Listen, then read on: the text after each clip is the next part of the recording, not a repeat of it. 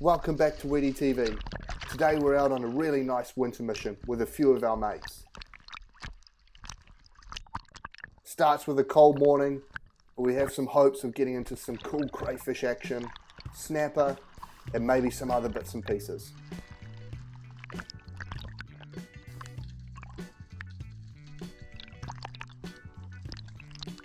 Water's still 13.5 degrees, but the visibility is not too bad at around 8 meters at the first spot.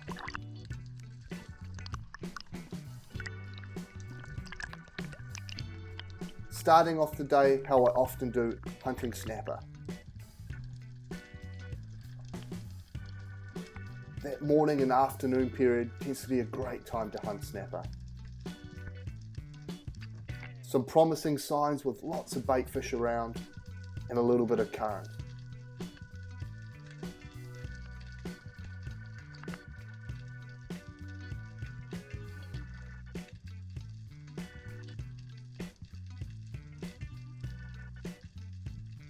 I notice these snapper out in the distance and just want to watch them and see what their behaviour is like. They're being a little bit cautious, so I set up a ground bait by breaking open some kinner and throwing them over this rock. I leave it for about 10 minutes before checking it.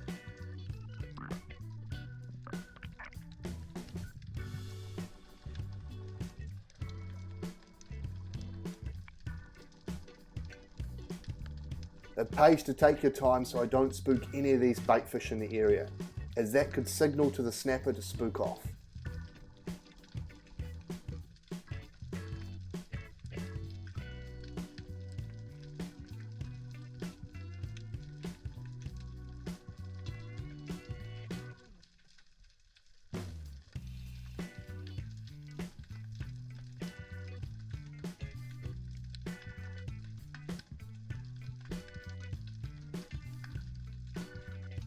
A few small snapper on the burley, so I take this nice eating one.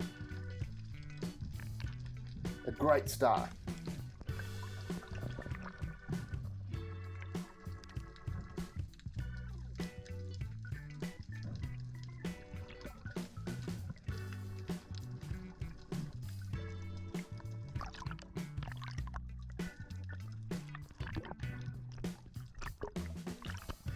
I always bleed and gut my fish and then chuck it in my small weedy float boat.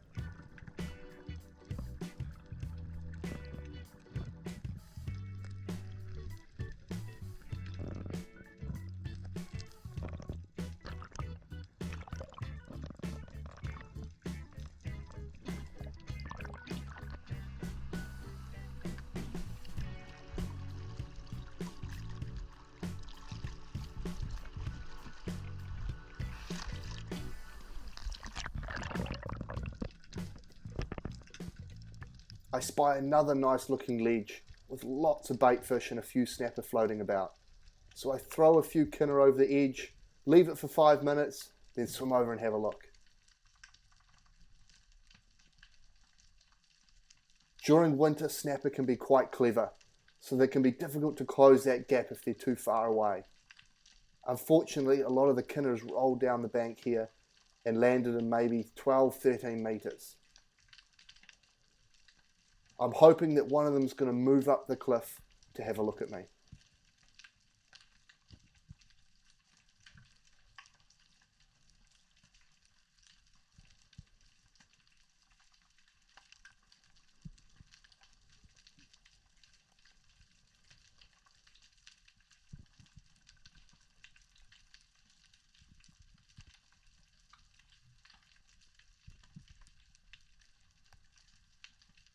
Still not sure how I managed to miss that one.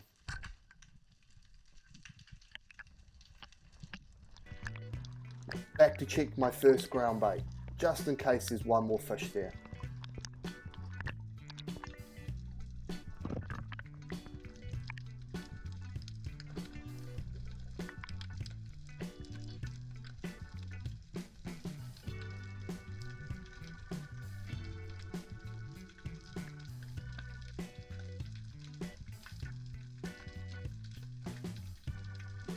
Again, taking my time so I don't spook anything in the area.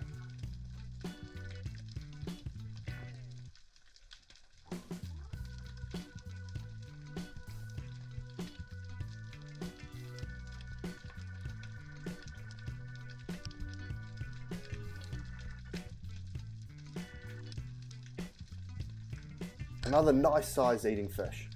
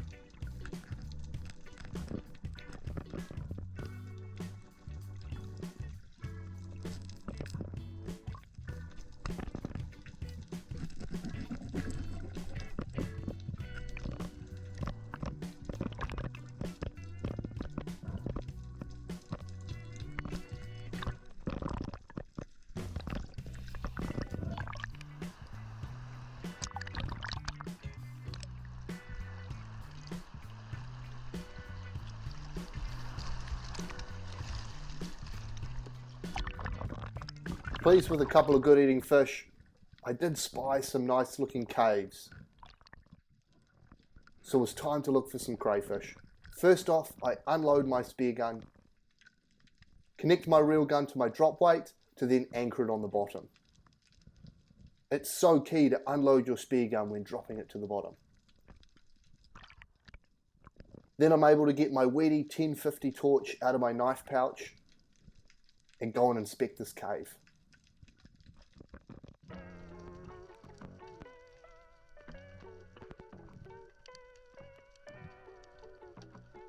It's amazing how many more crayfish you'll find using a good torch.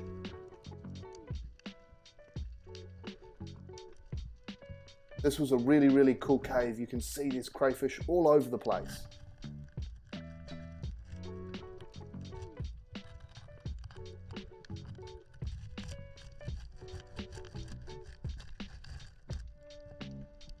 After a bit of a back and forth tussle with this one, I make my retreat. When in caves like this, it pays to not panic and just take your time when going in and coming out of the hole.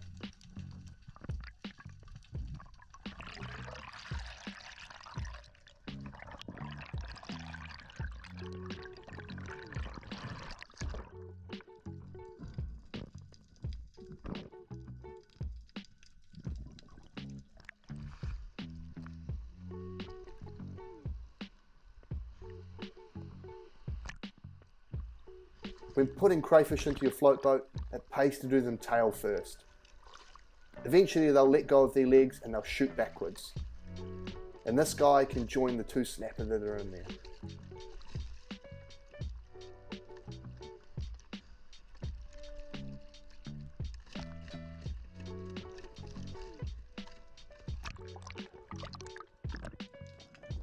Back down into that cave to see if I can just get one more.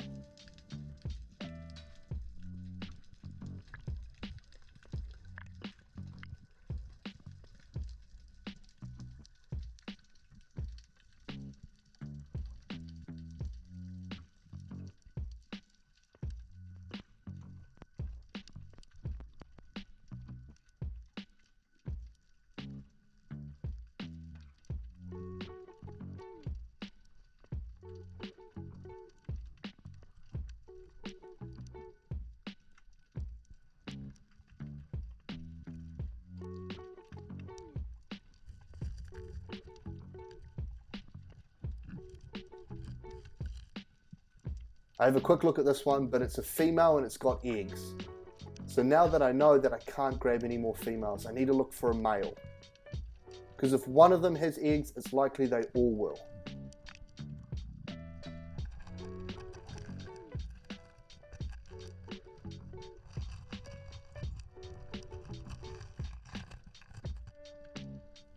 Having a quick check underneath this one's tail, I can see it's a male and it doesn't have any eggs.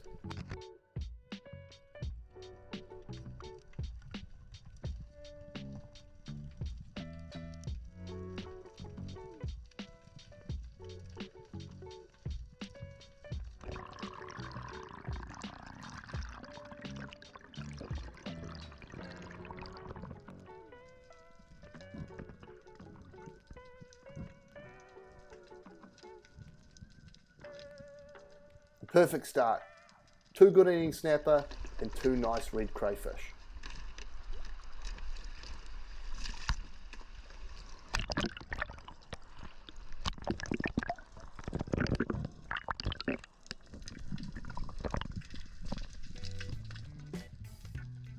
Pick up my spear gun and head out into a bit of deeper water, hoping that I might get lucky with a winter kingfish or something else that might come by.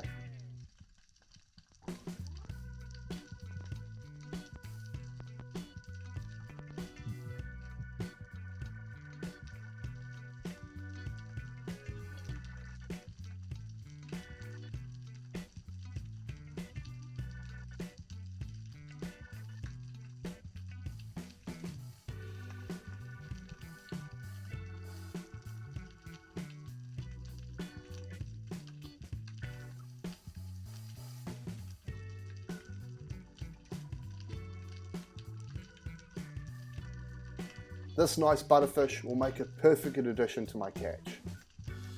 That's a fantastic thing about spearfishing. Being so selective, you can have a mixed bag.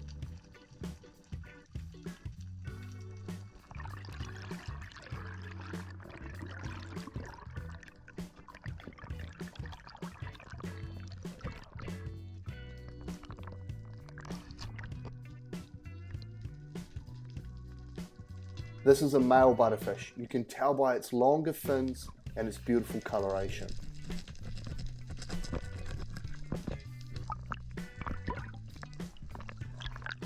Again, I always bleed and gut my fish.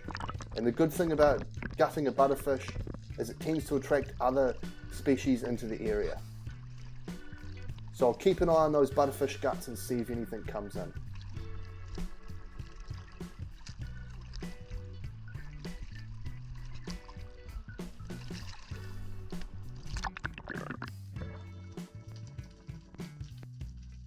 This beautiful big school of kahawai come in. Exactly what I'm looking for. As situations like this can be a really good time to spot a kingfish, or snapper, or a John Dory.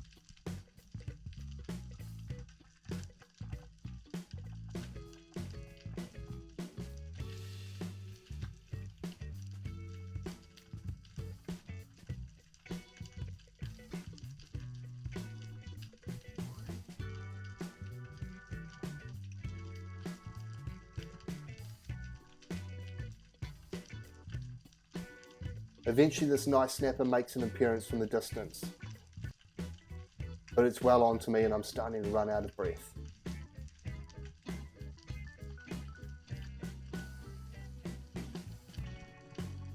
Before heading back to the boat, I'm going to grab one of these kohiru, as that will make perfect sashimi.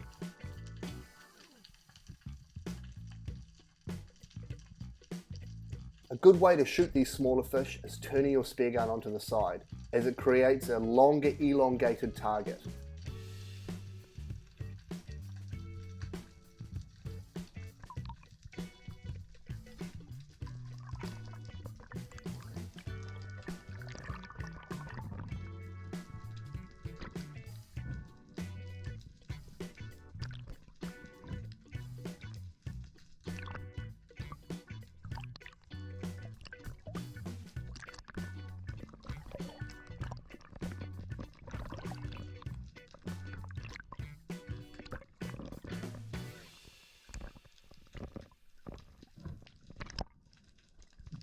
The commotion from me shooting that kohiru attracts another small snapper. So I try my luck bomb diving it to see if I can get a long shot. Wiggling that kohiru in my other hand makes the snapper hesitate so I can pull off a long shot.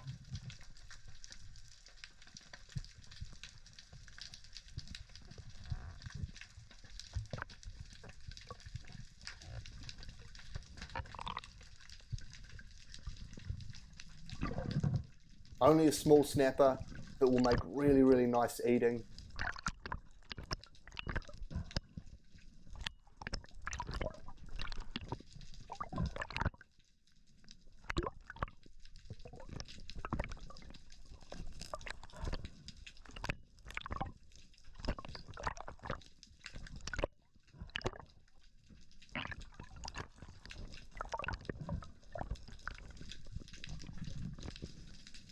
This was still an awesome scenic dive with big schools of kohiru, big schools of kahawai and these blue mau, making for a really enjoyable time.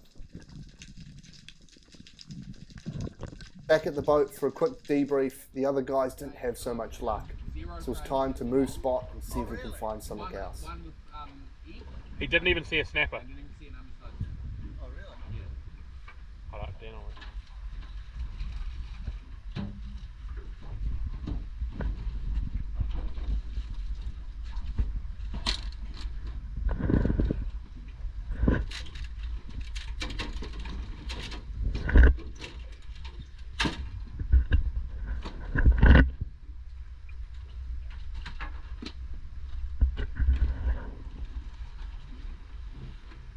Lots of fish hanging around.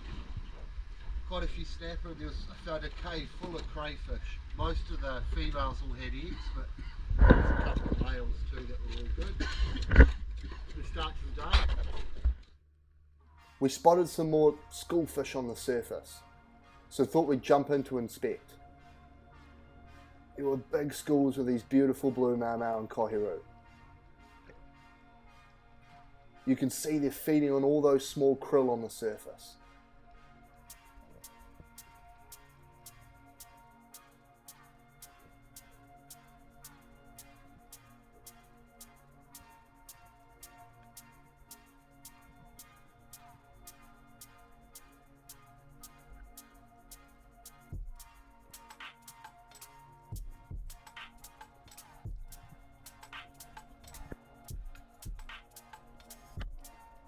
Dan makes a dive below all these schoolfish to the bottom to see what predators might be in the area.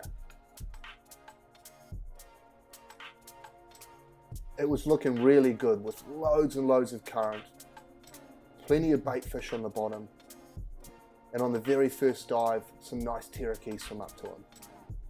But something we didn't realise until watching the footage is when he shoots his Tarakihi, in the background 2 nice kingfish were coming in. And that was our target at the spot.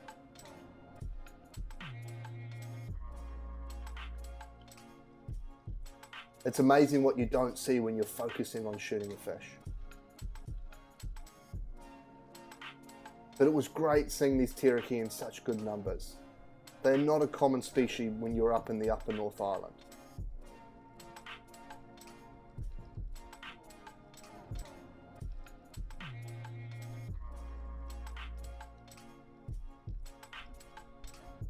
I was having a few GoPro problems, so I only managed a few snippets of these Tarakihi, but we just grabbed a handful of them for dinner and just enjoyed the sight.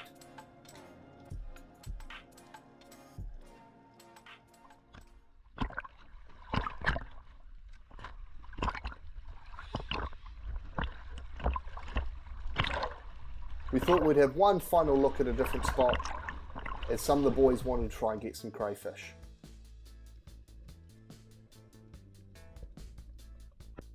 To our surprise, Dan found all these Packhorse crayfish everywhere.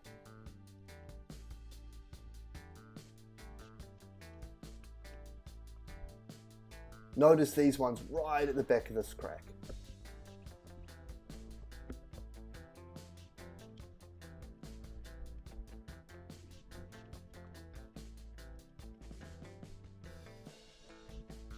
Something that soon became very apparent was there were a lot of Packhorse crayfish, but they just shed their shells. You can see all their shells in these holes, and they were all over the bottom. Hundreds and hundreds and hundreds of them. And the reason that they're way at the back of these holes is likely because they're all soft. Once they shed their shells, they become soft and we're not allowed to take them. Dan grabs one just to check and soon discovers that this one was way too soft.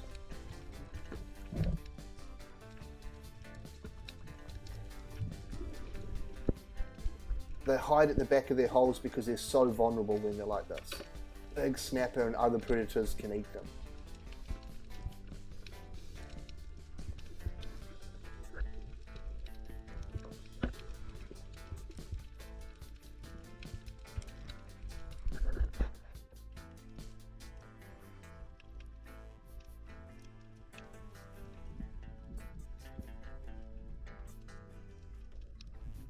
Such an amazing sight seeing big numbers of these Packhorse crayfish together.